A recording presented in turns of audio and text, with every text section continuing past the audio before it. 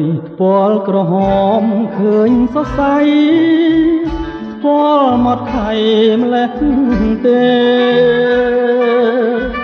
បើញញឹមរឹតតែសំជាងគេត្រូវតែស្នេហាថ្ពាល់ក្រមុំថ្ពាល់ក្រពុំព្រហ្មចារីថ្ពាល់រីកមេចាំងភ្នែក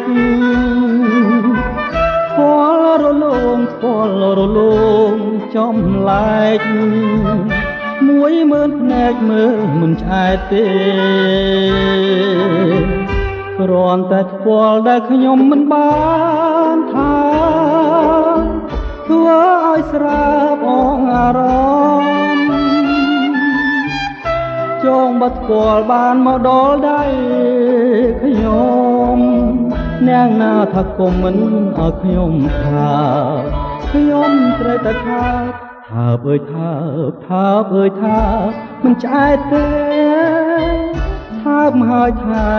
ណាបើតើថ្ពាល់អូនសម្រាប់នាងណាទៅឬថ្ពាល់ត្រូវនឹងច្រមុះបង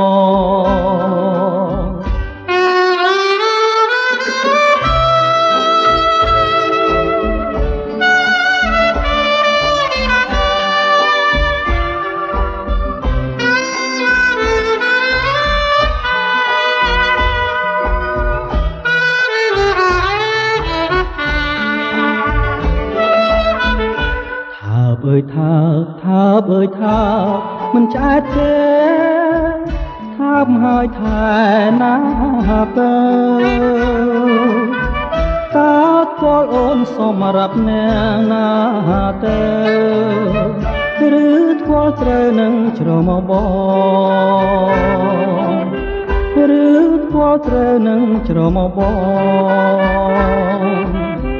ឬថ្ពាល់ត្រូវនឹងច្រមុះបងឬថ្ពាល់ត្រូវនឹងច្រមុះបង